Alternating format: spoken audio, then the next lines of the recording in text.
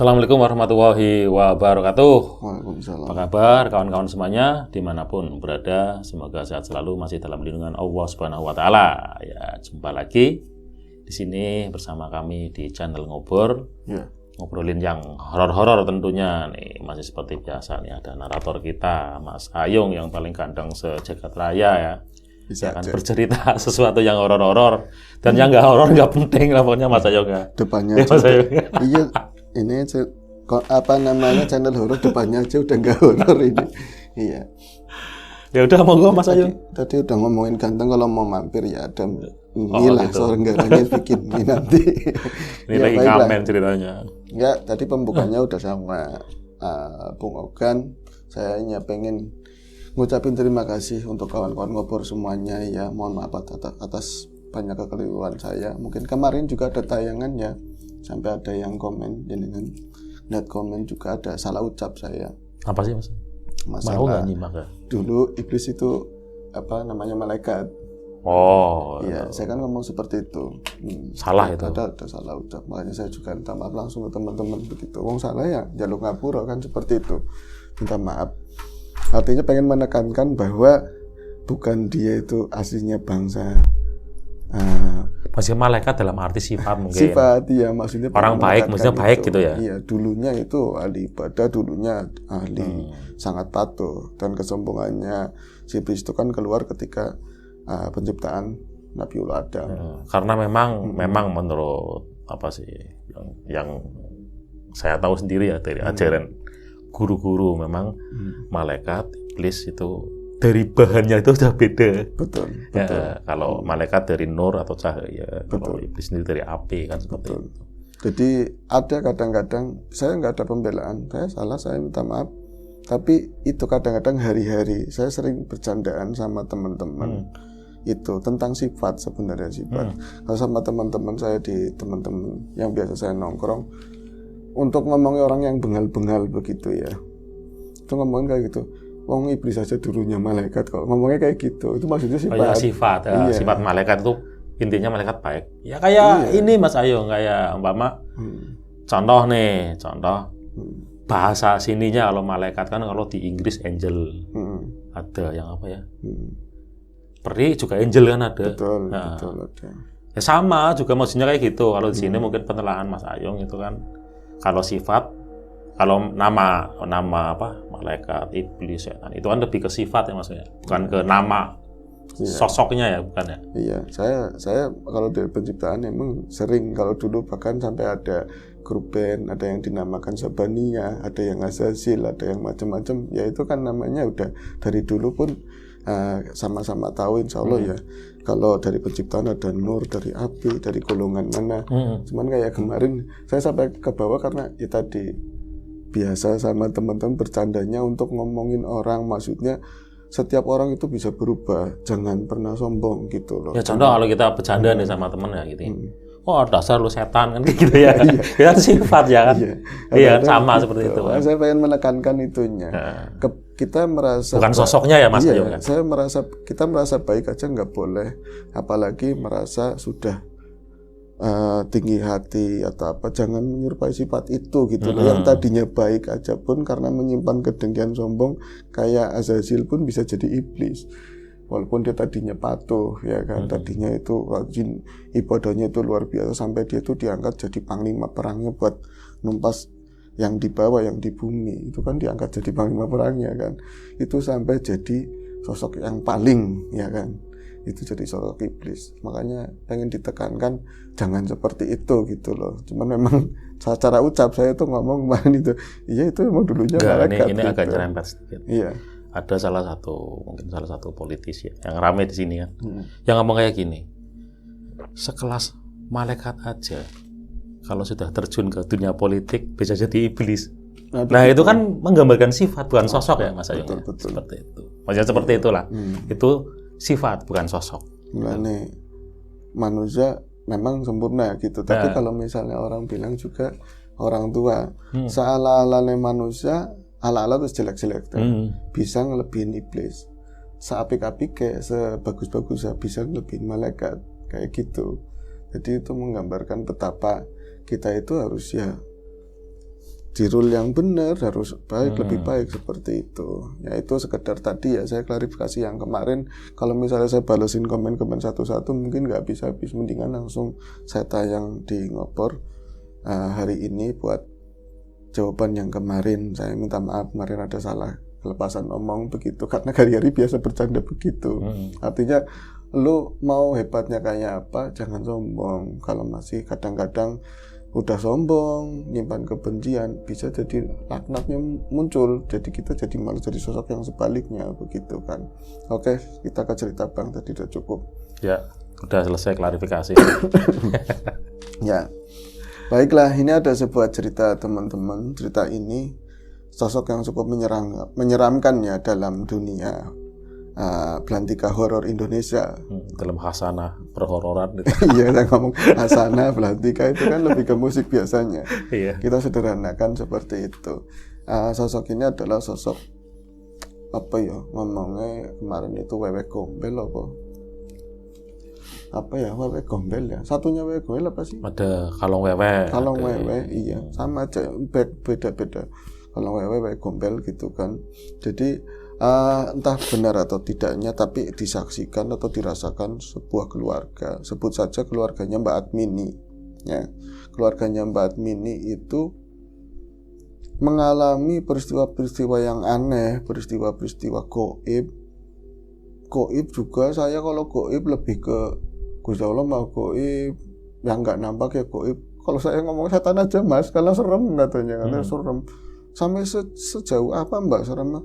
Wujud bukan nggak wujud lagi katanya begitu. Itu semenjak saya kan tadinya tinggal di rumah tumpeng ya, saya bareng sama orang tua, rumah kuna itu kamar banyak juga, ada beberapa keluarga kemudian ya ada rezeki sedikit, saya juga ngumpulin prihatin lah ya, masa iya mau tinggal sekamar sama suami, anaknya waktu itu masih kecil. Nah kalau misalnya anak udah gede-gede, saya mau ngapa-ngapain sama suami ya risih, anak juga risih, masa bakalan kumpul sekamar. Akhirnya alhamdulillah dapat rezeki, saya bangun rumah itu di bagian samping rumah lama. Itu ada jatah petak, saya ambil di situ. Nah ya bukannya serakah sih, itu ada yang namanya batian. Batian itu lebihan untungan kita. Misalnya kita tanah itu batasannya sampai ke pengairan begitu ya, ada kali itu kan pinggirannya bantarannya itu ikut pengairan biasanya, itu terhitung biasanya 5 meter dari bibir kali, dari kali itu udah ikut pengairan. Karena memang jauh dari proyek dan memang ini bukan kali yang aktif, akhirnya kan itu jadinya batian. Iya, tak manfaatkan lah. Dimanfaatkan, itu numpang. Bukan cuma di tadi yang 5 meter itu, masih lebih ke atas kalinya dibangun. Karena kalinya sudah bukan kali yang besar, sekarang udah jadi kayak jalan air kecil itulah. Ada yang pernah ngomong, orang tua udah sepuh banget sekarang meninggal, Mini, kapan gawe rumah ning kono? Katanya kamu mau bikin rumah di situ. Iya Nyai, sing hati-hati. Kalau bisa rumah nggak usah besar-besar. Yang penting orangnya pada bombong, yang kok adem. Orangnya itu pada hatinya yang legowo, yang ini juga adem, kok nyaman. Yang buat nyaman itu bukan gede nih, tapi angen-angenmu, pikiranmu. Nggih Nyai, saya nggih aja, tapi saya juga ini mau ngomongin apa sih Nyai? Ya sebut saja Nyai Durmi ya. Nyai Durmi itu kamu aja mene-mene, kowe ning kono bahaya, di situ itu bahaya, enggak bagus, di situ bahaya. Di daerah kali mien kayak ana wit-witan. Itu dulu di situ ada pohon apa ya dia ngomong. Saya lupa Mas ada pohon apa, tapi jelas pohon itu biasanya banyak yang nguni lah, yang serem-serem kayak gitu. Tapi zaman kuna lagi beliau kecil aja itu pohon itu ditebang karena sering muncul sosok-sosok yang enggak jelas lah kayak gitu. Ya saya ngiyain dan saya sampaikan ke suami, tapi kan suami orangnya kelotokan, nggak ada takutnya yang model-model kayak gitu. Dibangunnya rumah, dari dibangunnya rumah sejak awal itu banyak hal-hal yang nggak beres sebenarnya, terutama bagian pondasi yang satu kamar ya di arah tadi di atas yang kali itu. Kalau misalnya saya jajakin pernah kali itu ya jelas itu sekarang itu ada bata-bata, kerakal lah ya, batu-batu. Itu keras banget, tapi ketika di pondasi sering banget Kenapa pondasi itu gugur, Longsor terus. Padahal kan seharusnya ketika tanahnya labil atau bawahnya memang lumpur atau apa kan bisa ini ya, itu kan tanah benar mati, statis begitu kok bisa ya Mas. Saya sering ngomong ke suami, ini jangan-jangan yang kayak omongannya Nyi Durmi gimana ya Pak, lah udah dibangun begini masa rumah mau dikeroakin begitu, kan nggak pantas katanya. Akhirnya nggak tahu itu dulu suami itu manggil orang yang pinter atau apa ya, nggak lama memang bisa dibangun di situ, nggak longsor lagi. Tapi sejak jadi pun kita kan nggak langsung nempatin ya, karena harus ada banyak persiapan, di plaster, diuruk supaya pantas gitu kan. Saya nggak langsung nempatin, tapi saya namanya seneng ya punya rumah baru kan, sering wong dekat gitu kan, nyapu di situ. Terus suami sebisanya dia juga bisa nukang, kadang-kadang masang keramik sedikit-sedikit, lepo itu loh, melesterinnya sedikit-sedikit. Saya kadang-kadang ke sana itu sering ya, dari luar pun misalnya sore hari ya suami kan sendirian, ngaduk sendiri apa sendiri, ini yang ngobrol sama suami siapa dari luar gitu loh. Saya kadang-kadang ngimplang dari jendela, itu kan belum ada jendelanya ya, saya ngeliat begini, kayaknya orang kan sendiri, sama siapa? Saya pikir tetangga saya. Kemudian saya masuk, suami saya sendirian, dan saya tanya tadi ngomong sama siapa Mas? Nggak ngomong apa-apa. Ngomong siapa yang ngomong? Bawa radio jenengan, radio apa? Radio satu aja rusak. Itu radio yang model dulu kompo itu loh. Kok bisa nggak ada suara? Saya tuh dengar orang ngobrol loh, ada orang ngobrol di dalam. Kamu medeni baik, katanya nakut-nakutin. Itu nggak 1-2 kali. Satu ketika ya, memang anak saya yang perempuan yang besar itu, yang paling gede harus nikah. Mau menikah, otomatis biayanya double. Satu biaya buat pernikahan anak perempuan, yang keduanya suruh rapiin rumah. Akhirnya dapat pinjaman sana sini, rumah itu dirapikan, dan kita itu boyongan sekitar 1 bulan sebelum pernikahan anak saya yang pertama. Ya seneng banget, siapa yang nggak seneng Mas, rumah baru gitu ya. Masalah nanti nyaurine gitu kan, mulangin tadi ya pinjaman Mas sembari jalan begitu. Utang sama bank mah nggak berisik, kalau sama orang kadang-kadang kayak gitu. Ya rame, kalau bank mah nggak rame, yang penting kita setorannya bener gitu. Ya Mbak, terus pripun Mbak? Nah, saya itu pada saat hari pernikahan anak saya itu, sebut saja namanya Rindi ya. Rindi itu aman, pernikahan sebenarnya aman, cuman ketika dia selesai jajaran, dia tuh pingsan. Untung-untung suaminya itu pas sigap nampani gitu ya. Karena itu kalau misalnya jatuhnya nggak pas, itu kayak ada palangan bekas besi-besi itu yang belum dibuang, itu pas bisa nancep ke badan atau bagian kepala. Itu nggak ada alasan, kata dia itu lemas atau kecapean, itu nggak ada, bercanda itu. Turun seneng orang lagi habis nikahan gimana sih? Itu langsung dep kayak gitu, kayak orang di sep kayak gitu dong. Itu aneh banget. Dan saya tanyain ke orang tua situ ya, yang paham tentang hal-hal gaib itu, dia nggak banyak ngomong, cuman ya yang penting kakek donga Mbak, banyak berdoa, katanya banyak ngelakuin hal baik. Kalau bahasa sekarang itu ambigu ya, nggak jelas. Itu nggak jelas mau nyampein apa. Akhirnya saya ya nggak tanggap itu kejadian serius. Biarlah anak saya bahagia sama suaminya gitu kan, saya juga lagi bahagia di rumah baru itu. Nah, wong ngarane manten anyar ya sering bareng lah sama suami istri. Kalau ke WC doang, WC aja kemudian kadang-kadang dianterin kan, manja lagi senang-senangnya. Itu ngomong si Indrinya, "Mak, aku hari ini yang masak aku aja sama Mas Budi," katanya. Ya wis terserah, yang penting jangan bercinta di dapur, ya kan. Sama saya pas lewat nanti ngelihat malu-maluin gitu kan. Apa sih ngomong kayak gitu? Akhirnya saya lihat itu mereka tuh emang iris-iris di sana kan dengeran ya, karena memang kita tempatnya bukan di kota rame. Ngiris-ngiris itu di talanan itu kedengeran. Iya.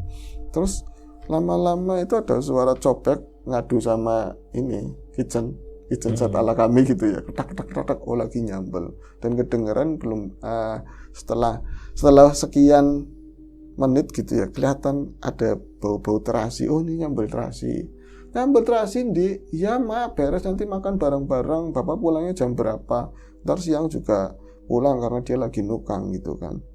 Nah setelah itu mereka itu berdua itu ke ruang tengah. Kalau saya lagi nonton TV, wis matang sudah matang. Udah mak, itu bawa pulang tuh pas banget suami saya pulang. Akhirnya kan dikeluarin semua makanan dikeluarin. Lah si sambal itu masih di area dapur. Oh iya sambelnya urung. Sambelnya belum dibawa ke sini. Rindu tuh ke belakang. Tuh teriak kencang banget katanya. Kata Mbak Admi ya, anak saya itu teriak kencang banget. Wah jeritnya perempuan kayak apa sih? Itu langsung ke, loh dia ada apa? Itu langsung lari ke belakang semua. Dia itu posisinya lagi megangin cobek tuh deg-deg begini. Deg-deg masih teriak, loh kayak orang ketakutan. Itu yang dicobek, yang kami lihat semua itu bukannya sambal. Baru banget saya juga masih nyium aromanya terasi tadi. Yang kami lihat itu belatung semua. Di atas cobek itu belatung semua. Bisa kayak gitu ya Mbak Admi ya? Iya mas, kalau misalnya itu kan ada unsur terasinya, terus posisinya sambal basah ya, bukan yang digoreng mungkin. Terus misalnya 3 hari atau 4 hari itu normal. Walaupun ya belatungnya enggak ya, itu kayak belatung gede-gede gitu loh, uget. Itu baru banget itu. Sambelnya itu nggak kelihatan, itu kayak lendir-lendirnya aja kayak gitu. Itu tangan saya, anak saya begini ya, teriak-teriak. Itu langsung ditampel sama suami saya, ditampel tapok ininya, cobeknya. Itu nyampe keramiknya yang di bagian itu, kitchen yang di atas itu pecah, nabrak itu. Yang namanya belatung itu hampar-hamparan. Dan saat dihajar begini, itu anak saya langsung saya pelukan karena ketakutan. Suaminya ini langsung, Dek kamu kenapa? Suaminya anak saya kan orang nggak paham tentang hal-hal seperti itu. Saya juga sama. Terus saya baca surat macam-macam lah, segala macam saya bacain surat Anas, Al-Falaq, pokoknya saya ini nggak beres gitu. Itu ketika lagi di ini mas, kita itu ke arah anak saya yang lagi megang cobek. Itu di sana kamar mandi baru ada pengharum ruangan dan segala macam. Saat itu yang kami sama-sama rasakan itu baunya benar-benar bau seperti bau mayat. Baunya bau mayat banget di situ, area situ. Mayat wangi apa bangkai? Mayat manusia, mayat orang mati gitu. Masih wangi itu, wangi kenanga apa? Bukan, udah bangkai. Oh bangkai. Udah bangkai. Sampai bisa mastiin gitu. Saya pernah bangkai tikus, tahu banggainya apa tahu, dan saya pernah dulu lagi kerja di daerah Cibitung apa mana itu pernah kontrakan itu sampingnya ada orang meninggal itu berapa hari gitu ya. Baunya kayak gitu persis, bener-bener letang bacin banget lah ya, katanya seperti itu. Baunya seperti itu, bau wangi-wangi kamar mandi, karpet segala macam nggak ada lah mas. Nah terus akhirnya gimana mbak? Akhirnya anak saya dibawa ke kamar kan, malah dibawa ke kamar saya itu masih kayak orang shock, ketakutan, trauma.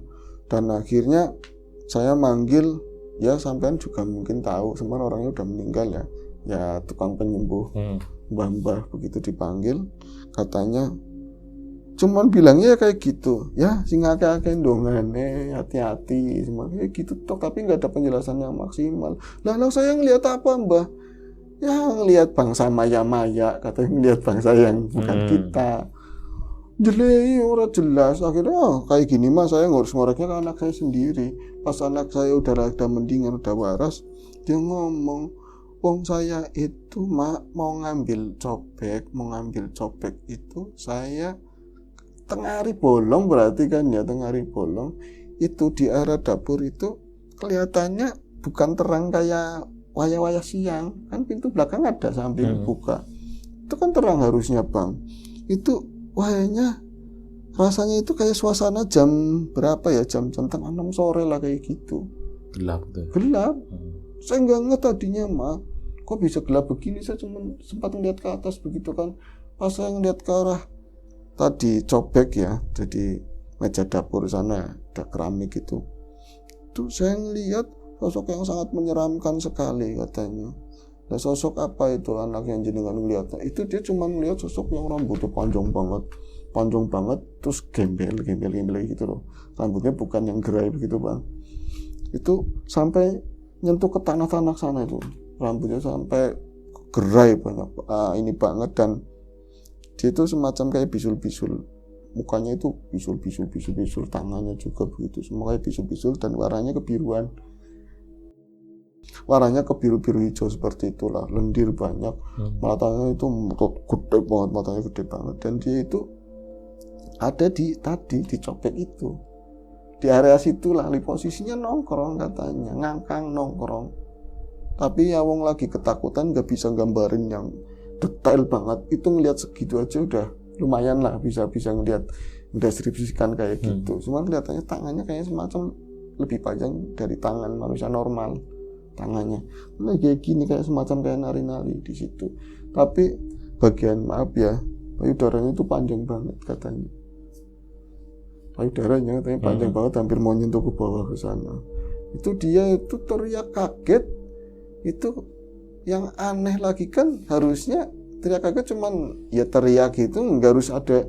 Itu si copek udah ada di tangan, tahu-taunya udah tangan sendiri tanpa dia harus kesana, udah di sini dan posisinya banyak belatung. Nah itu nggak ada penjelasan sama sekali dari Simbah satu. Bahkan saya nanya lagi ke temennya anak saya sendiri yang katanya bisa melihat, katanya ya bangsa kayak gitu bisa aja sih, nggak enak lah penjelasannya, nggak ada penjelasan apapun.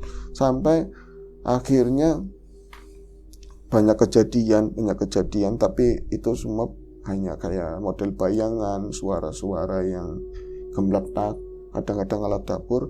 Tapi ternyata itu bukan di area dapur itu, tapi ada satu kamar yang sedianya mau ditempatin anak saya yang kedua nanti kalau selesai dia sekolah kan, ada nyantri, kalau nanti udah tinggal di semua ditempatin dia, masih kosong. Ternyata pusatnya justru di situ, di kamar itu, bukan di daerah dapur.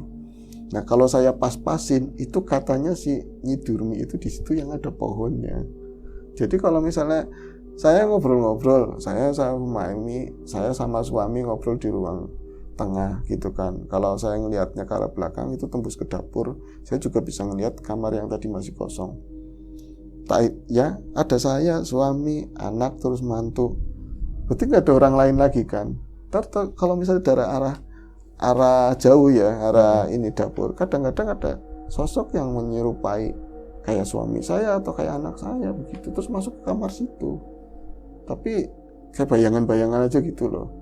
Kalau misalnya saya ngelihat gini mas, kalau misalnya saya manteng begitu, saya mungkin bisa melihat, oh itu sosok apa. Itu tahu-tahu kayak sedikit, ngeliatnya cuma sedikit kayak gitu. Samping mata gini. Iya kayak gitu aja. Nah itu saya anggap akhirnya karena ini rumah saya sudah tempatin, saya buat ngaji, buat sholat di situ, ya di rumah itu lah. Enggak saya pikirin. Yang penting kamar itu jangan dibuka, ya saya buka kalau siang gitu, tapi jangan ditempatin dulu lah, sampai batas waktu saya nggak tahu lah. Kemarin itu belum lama gitu ya, karena memang ada hajat di tempatnya ibu, keluarga saya pulang semua, mau nggak mau kamar itu harus saya tempatin sendiri sama Mbak Admi. Tepatnya sama Bu Admi gitu ya, ditempatin sama Bu Admi. Serem mbak, ada serem-seremnya? Nggak ada, awalnya nggak ada. 1 hari nggak ada, dan masih ramai ada orang hajatan kan sampai, biasanya kalau tempat saya nggak lama kan, di tempat kami nggak lama, 2 hari aja udah selesai, 3 hari udah beres-beres lah. Ternyata saudara-saudara ada yang memang sekalian cuti liburan lama, akhirnya saya yang ngalahi, kamar saya dipakai sama saudara saya di kamar itu lebih lama. Itu di hari ketiga mulai ada hal aneh. Apa mas? Bau mayat itu sering saya cium, suami saya selalu nyium bau mayat, bau bangkai itu setiap habis asar. Persis setiap habis asar saya ngeliat kayak gitu. Saya bukan lihat ya, merasakan bau itu, tapi nggak ngeliat wujud. Dan saya di situ yang aneh, kalau di kamar lain saya ngaji tenang. Saya ngaji hawanya tenang, ya baca-baca ayat itu kan, dari ayat pendek sampai kadang-kadang yasinan saya tenang. Tapi di situ satu ayat yang pendek aja kayak Anas atau Al-Falaq saya nggak bisa nyelesain. Awalnya takut, gelisah, dan setiap saya baca itu tambah kencang baunya kayak gitu. Seakan-akan itu ada sesuatu yang nggak boleh, benar-benar melarang gitu ya. melarang, iya. Saya akhirnya kalah. Nah, pas hari ke-5-nya saya di kamar tersebut, ya tinggal di kamar tersebut, saya, ya ibu-ibu kampung kadang-kadang ada acara ngaji, ada acara ketiban, itu maulid, jamiahan benar di kawan saya. Saya pulang itu sekitar mulai aja jam setengah 9 malam. Saya pulang sampai rumah itu jam 11 malam malah. Jam 11 malam. Nah, saya pas buka pintu waktu itu menantu sama anak saya itu nggak di rumah. Mereka lagi ada di mertuanya anak saya yang perempuan. Kemudian saya udah capek banget perasaan ya, karena siangnya juga udah capek. Saya dagang, dia dagang, beliau dagang di pasar. Kemudian pas masuk ke dalam rumah, saya pikir suami udah tidur di kamar kan ya. Tahu-tahu lah saudaranya ada, saudara udah tidur di kamar saya kan. Jadi jam 11 padahal masih agak sore ya Mas. Tak kira orang-orang pada melek, wong saya aja bawa jajan-jajan itu banyak, jajan pengajian. Suami saya tidurnya di depan TV. Loh, Mas turunnya koneng kene sih. Malas tidur di kamar, gerah. Saya udah jangan-jangan suami saya takut tidur di kamar, nggak ada saya kan. Dindean takut mungkin sampai apa sih? Saya emang nggak ada takutnya, makanya kayak gitu. Yuk ke kamar. Engkau lah tanggung. Dia tuh ngomong kayak gitu, engkau tanggung. Saya tidur di sini aja, kamu di kamar. Mas nggak enak sama adik ipar saya. Ada ipar nanti keluar.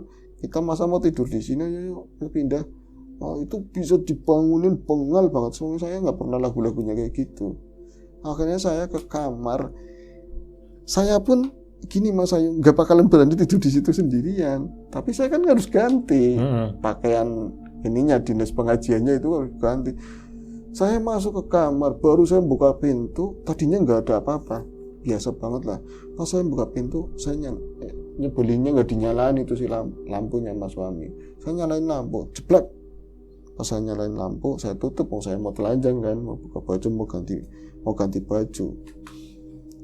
Itu tadi nggak ada aroma yang menyengat bau mayat, itu nggak ada. Pas saya masuk langsung langsung kayak memenuhi semua ruangan. Dan bukan cuma itu, saya takut tapi saya udah tanggung setengah telanjang begitu kan. Nyari yang namanya nyari kaos, padahal banyak itu kayak susah banget yang mana itu. Iya. Orang lagi panik kan. Ya Allah. Itu sembari kayak gitu lampu itu dap kayak dimainin. Saya ngomong mau teriak ya takutnya. Itu samping kamar kan ada saudara, takutnya saudara tahu saya malu lagi nanti atau gimana bikin gaduh. Saya cuman ya Allah, saya nyari kaos gak ketemu. Akhirnya asal-asalan saya ngambil, saya pakai. Berarti kaos kan dimasukin begitu kan ya, begitu kan. Lagi segini, karena kaos tipis, entah dari bayangan kaos itu saya bisa melihat ada sesuatu di pojokan ruangan itu. Sekarang ngadepnya nggak ke lemari, tapi ngadep pintu yang terbuka lah, ngadep pintu. Itu di area pintu sama ya ada lemari juga sampingnya pintu. Di situ ada sosok di situ lah. Tapi nggak jelas merayang begitu kan dari ininya, dari kaos yang tipis banget. Malah saya maaf Mas nggak pakai kutang, saking cepetan itu ganti. Oh iya Mbak, nggak apa-apa. Terus gimana Mbak? Saya ngeliat begini, loh kan masih segini kaos belum masuk semuanya. Kayak ada orang sih ya, tapi bukan orang, bentuknya kayak aneh begitu, rambutnya kok panjang begitu apa.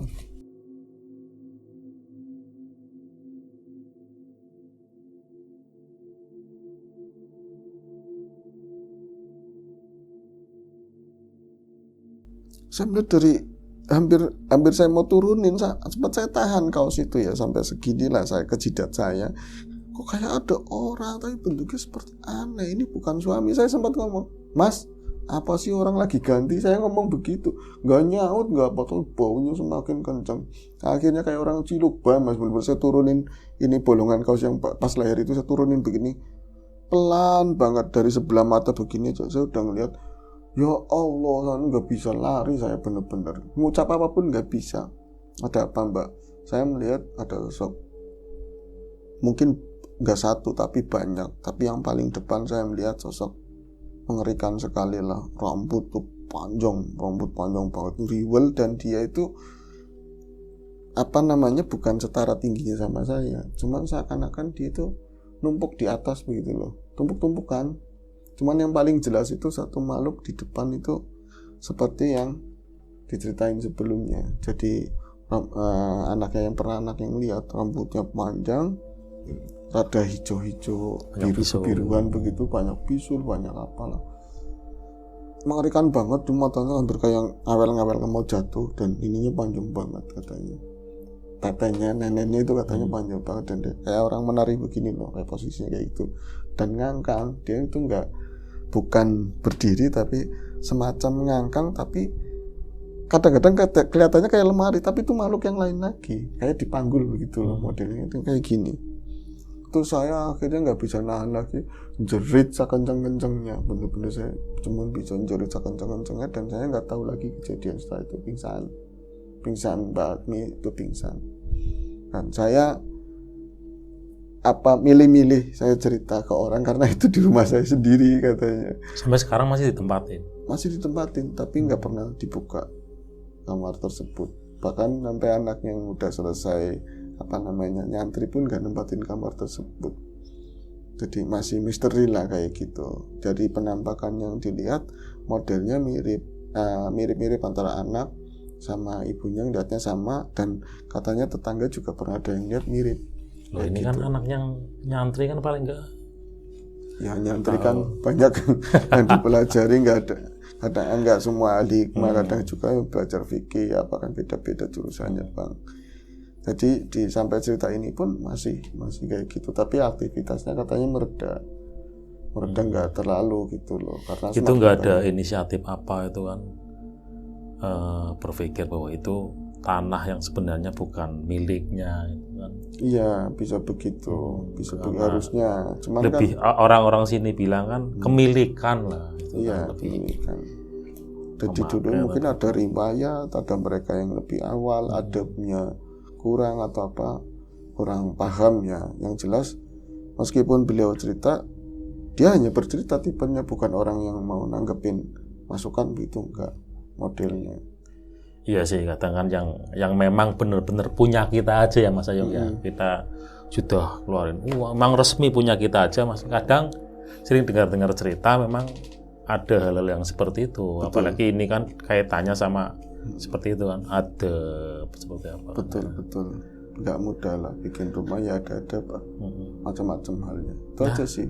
Ya, itulah ya saya namanya di sekitar kita memang masih ada orang-orang yang seperti itu ya Mas ya. Kita mendirikan sesuatu walaupun memang tanah itu, tapi kan paling enggak kita ada adab lah seperti itu. Karena ada sesuatu yang enggak terlihat pasti ya Mas ya. Betul.